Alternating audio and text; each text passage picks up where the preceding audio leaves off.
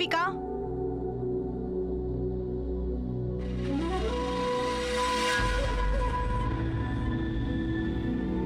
ఇవి మాకు రాణాగారికి జరగనున్న పెళ్లి శుభలేఖలు. వీటిని నువ్వు మా అతిథులందరికీ ఇళ్ళకి స్వయంగా వెళ్ళి ఇచ్చి రావాలి. కానీ గాయత్రి వెళ్ళి ఆహ్వానించడం ఏమిటి? వారికి ఎలా తెలుస్తుంది ఎవరిని పిలవాలో ఎవరిని పిలవకూడదు? రాణా గారు, మేము మా నౌకర్లను గురించి ఏమాత్రం పట్టించుకోమనుకుంటున్నారా? మీ మునుపటి వివాహానికి చాలా మంది అతిథులు వచ్చారు కదా, వాళ్ళందరి పేర్లు మా దగ్గర ఇక్కడే ఉన్నాయి. ఇక ఈ బానిస ఆ అందరి అతిథుల ఇళ్లకెళ్ళి మన పెళ్లి పిలుపులు ఇచ్చొస్తుంది.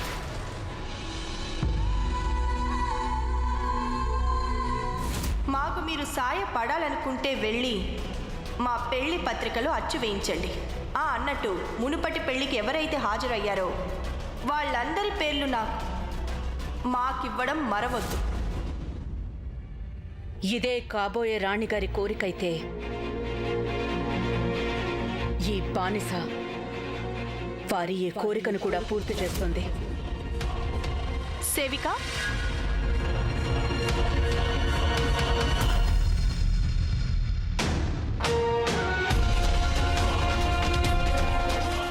మీరే స్వయంగా వెళ్ళి అందరినీ ఈ వివాహానికి రమ్మని ఆహ్వానిస్తున్నప్పుడు వారికి మరో విషయం కూడా స్పష్టం చేయండి. ఈ వివాహం ఎందుకు జరుగుతోందో. గాయత్రి, మేం మిమ్మల్ని బాధ పెట్టక తప్పడం లేదు. ఎవరి కారణంగా జరుగుతోందో ఇందులో మొట్టమొదటి శుభలేఖ ఆమీర్ కోట్లోని అతి ముఖ్యమైన కుటుంబానికి ఇవ్వండి. సేఠ్ గోవింద్ దాస్ గారి కుటుంబానికి. ఇలా అనడానికి మాకు కారణం ఉంది గాయత్రి. మా దగ్గర మీరు దాస్తున్న ఆ నిజాన్ని మీ అమ్మగారు మీ చేత చెప్పించి తీరుతారేమో అని ఒక చిన్న ఆశ.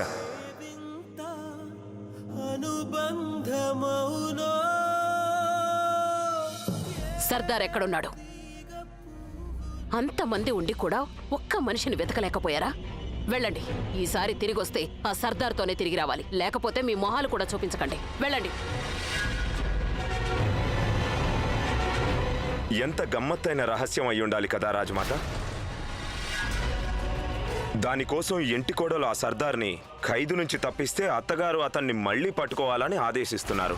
ఇదేంటి రాణాగారు, మీరేమంటున్నారో మాకు అర్థం కావడం లేదు. అర్థమైనా అర్థం కాలేదంటున్నారు కదూ. రాజమాత, మీకు అన్ని విషయాలు తెలుసని మాకు తెలుసు. గాయత్రి మా నిర్ణయానికి వ్యతిరేకంగా వెళ్లి సర్దార్ని ఎందుకు తప్పించిందో మీకు తెలుసు. అసలు ఏమిటా రహస్యం? అది మీకు తెలుసు, గాయత్రికి తెలుసు, కానీ మాకు మాత్రం తెలియకూడదా? రాజమాత, చెప్పండి మాకు. లోకంలో మేము నమ్మిన వాళ్లలో కనీసం మీరైనా మాకు తప్పక నిజం చెప్తారనుకున్నాం. కానీ ఈరోజు మీ ఈ మౌనం ఆ నమ్మకాన్ని కూడా వమ్ము చేసింది.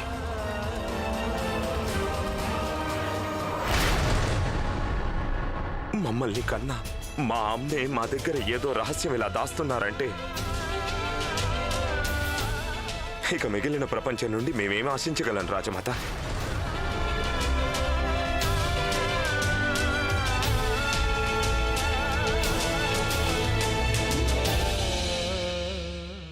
ఈరోజు ఈ అమ్మ వల్ల నిరాశ చెందారు. ఆ బాధ మాటలా ఉన్నా ఇంకా మీరు మమ్మల్ని మీ ఆత్మీయులుగానే భావిస్తున్నారు. కానీ ఈ రహస్యం బయటికొస్తే మీకు తెలిసిపోతుంది ఈ అమ్మ అసలు మీకేమీ కాదని, ఎవరూ కాదని.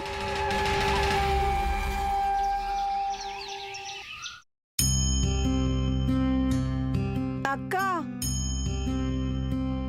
నిన్న పొద్దుటి నుంచి నేను గాలిపటాలు అవి పట్టుకుని సిద్ధంగా కూర్చున్నాను, కానీ నన్ను రాజమహల్కి ఎవ్వరూ తీసుకెళ్ళలేదు. అవునా? అరే, గాయత్రికి అక్కడ మొదటి సంక్రాంతి కదా, రాజ్మహల్లో అందరూ వేడుకలు చేసుకొని ఉంటారు. అక్క, రాజ్మహల్లో ఎగరేసే గాలిపటాల దారం కూడా బంగారంతోనే తయారు చేస్తారేమో. అరే గాయత్రి వచ్చిందా?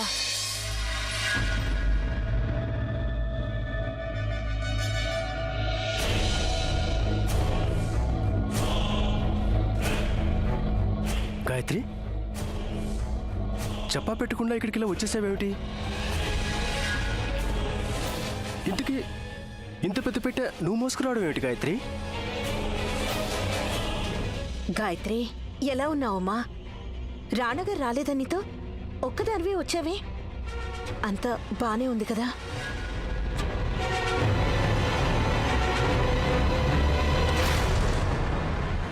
ఇదేంటి? పెళ్లి శుభలేఖ. పెళ్ళా? పెళ్ళా? ఎవరి పెళ్లి జరుగుతోంది? నా భర్త పెళ్లి.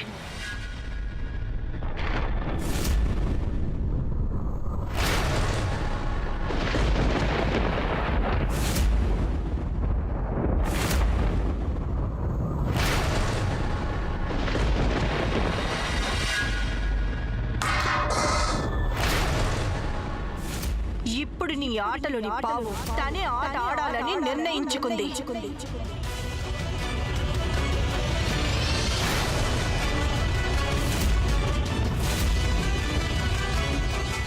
ఈ రాజేశ్వరి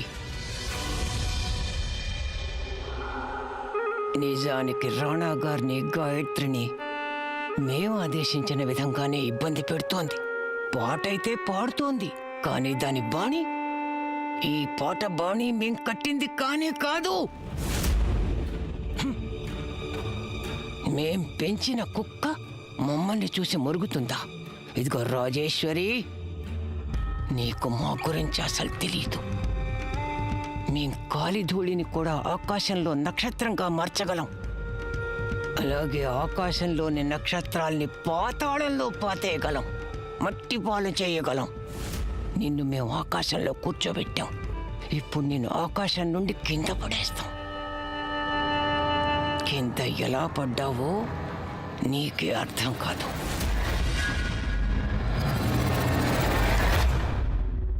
పాపం గాయత్రి జాతకంలో ఎన్నడూ సుఖమే లేదు. ఒక సమస్య తెగిందో లేదో. కొంచెం ఆపుతావా? ఇలాంటి సమయంలో కూడా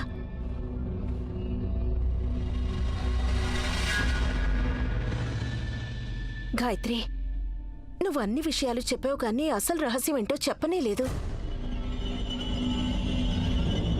అది నీ భర్తకు చెప్పలేదు సరే, మీ అమ్మకు కూడా చెప్పకూడదా? గాయత్రి, నీ కాపురం నాశనం అయిపోతుంది. అయినా ఈ మౌనం ఏంటి? చెప్పొచ్చు కదా, అసలేం జరిగింది? అమ్మా, నీకు దండం పెడతాను, మాటి మాటికి అడగద్దు. ఎందుకంటే నిజమేంటో నేను నీకు చెప్పలేను, అలాగని నీ దగ్గర అబద్ధం ఆడలేను.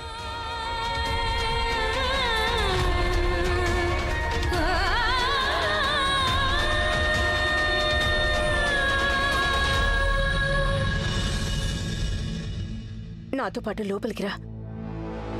రా.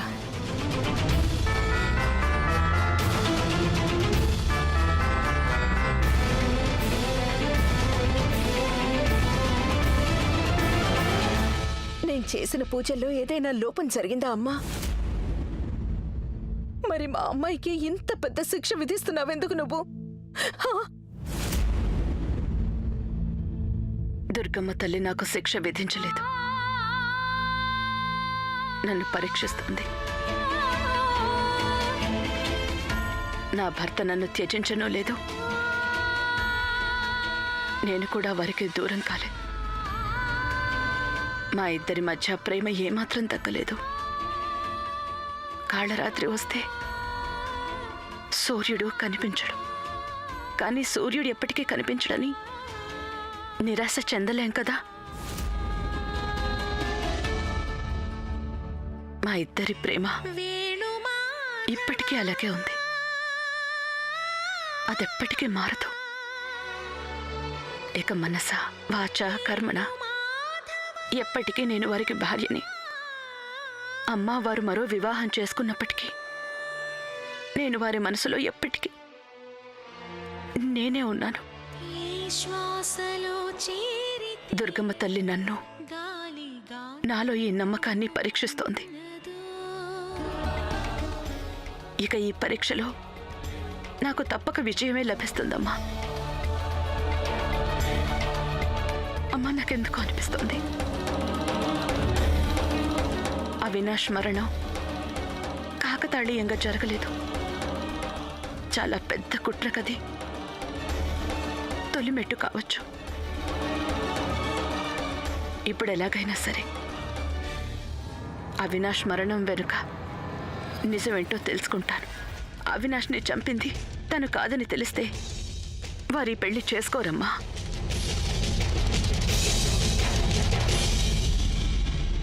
అమ్మా, నువ్వు నా గురించి దిగులు పడకమ్మా.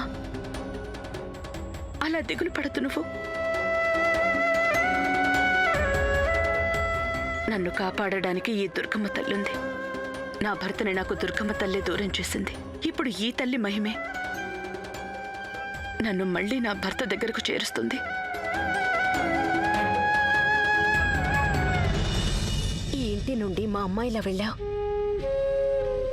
ఈరోజు అత్తారింటి నుండి ఓ సుమంగళిలా నన్ను కలవడానికొచ్చావు. ఓ పతివ్రత నమ్మకాన్ని మించిన శక్తి ఈ ప్రపంచంలో ఇంకేదీ ఉండదు. నీకు తప్పక విజయం లభిస్తుంది. ఇది ఈ కన్న తల్లి నమ్మకం.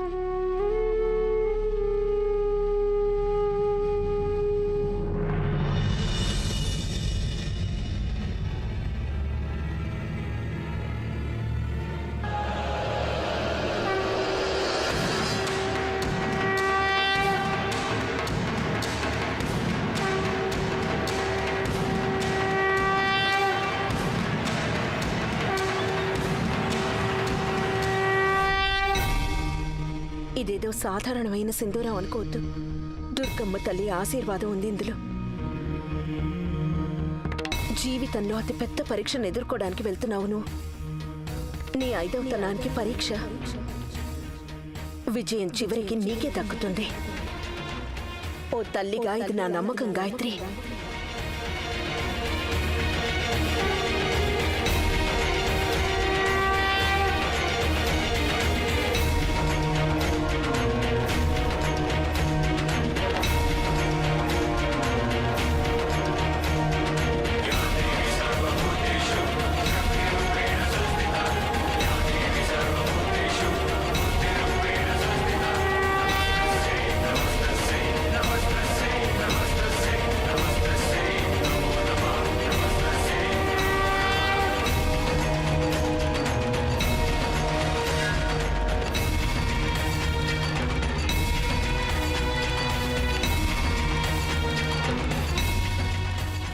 ఈరోజు ఈ సుమంగళి తన పాపిట సింధూరంపై ప్రమాణం చేసి చెప్తోంది, తను ఈ సమరంలో తల వంచదని.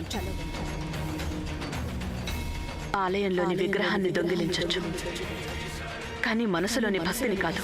నా మనసే రాణాగారి సామ్రాజ్యం. రాణాగారిపై అధికారం నాకు కేవలం నాకే ఉంటుంది.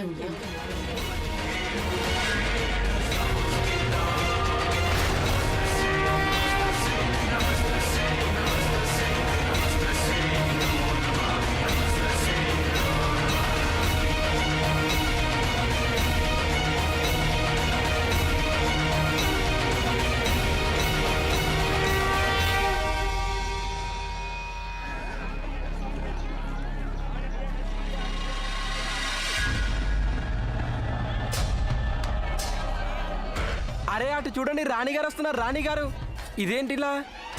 ఈమెప్పుడు రాణిగారు కాదు, అది గతంలో మాట. ఇప్పుడు ఈమె రాణాగారికి కేవలం బానిస. ఈ రాజులు ఎప్పుడు ఇంతే. పాత బొమ్మతో కనుక మొహం మత్తేసిందంటే కొత్త బొమ్మను తెచ్చుకుంటారు. అవునయ్యా, ఈ రాజులు విలాస పురుషులు.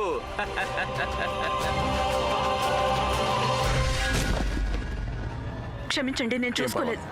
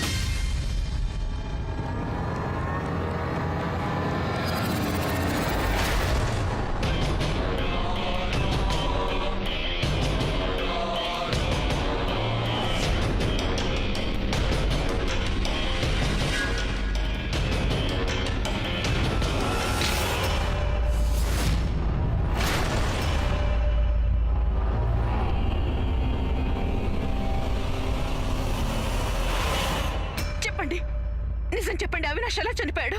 మీరు తప్పించుకుని అవినాష్ ఎలా చనిపోయాడు? నిజం చెప్పండి. రాణాగారి తుపాకీ తోట నాకు తగలేదు. ఆ అవినాష్ని ఎవరు చంపారో నాకు తెలియదు. నేను ఆ చోటుకి చేరకముందే అతని శవం అక్కడ వేలాడుతోంది. ఇవన్నీ పచ్చి అబద్ధాలు. నిజమేంటో చెప్పండి. నేను మిమ్మల్ని వదిలేదు లేదు. ఆ మహల్లో జరిగే కుట్రలేమిటో నువ్వెప్పటికీ తెలుసుకోలేవు.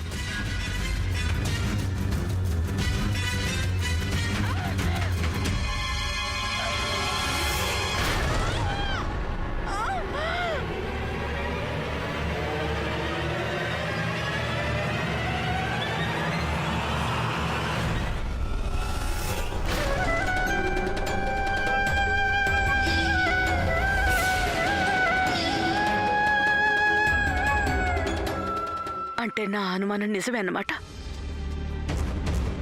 మహల్లో ఏదో పెద్ద కుట్ర జరుగుతోంది. అయితే అవినాష్ మరణం వెనుక నాకు అర్థం కాని రహస్యం ఏదో ఉంది. అది తెలుసుకోగలిగితే నేను ఈ పెళ్లి జరగకుండా ఆపగలను.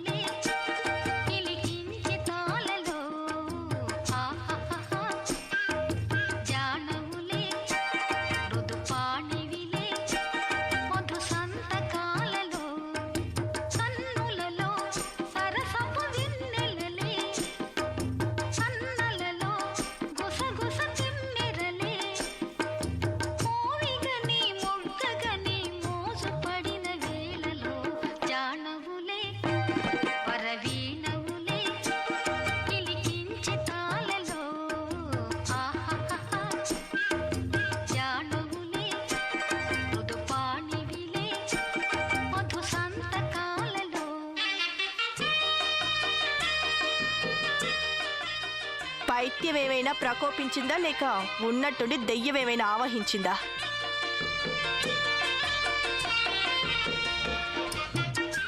ఏమిటిక్కడ ఈ గోలంతా?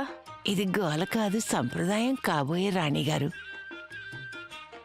కొత్త పెళ్లి కూతురు, కొత్త రాణిగారు వస్తుంటే నృత్య సంగీతాలు ఉంటాయి కదా. శివంగి ఎప్పటిలా ఘీంకరించకుండా గోవులా మారితే ఎవ్వరికైనా అర్థమైపోతుంది అది ఏదో పెద్ద ఎత్తులు వేస్తోందని. ముసలి శివంగికి పళ్ళు పంజాలు ఉండవు. అది గోవు లాంటిది కాబోయే రాణిగారు. ఒకవేళ నువ్వు గోవులా మారిపోయినా కొమ్ములతో పొడిచే గోవుగా మారుతావు ముసలి.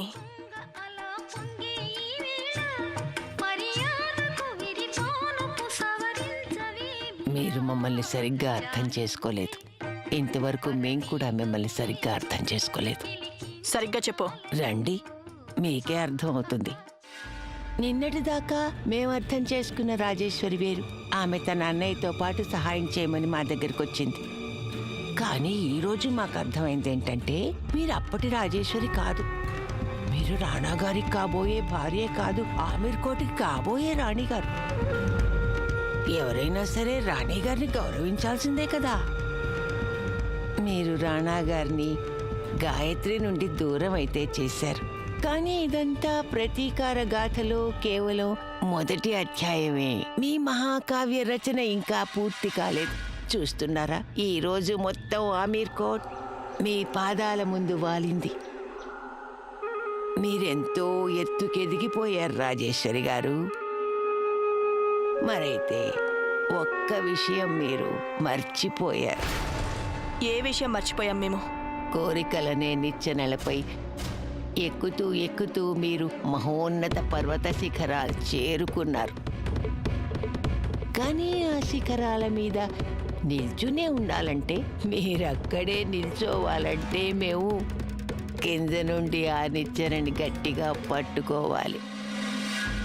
ఒకవేళ మా చేతుల నుండి ఆ నిచ్చెన జారిందంటే మీరు పెద్ద అగాధంలో పడిపోతారు కాబోయే రాణిగారు.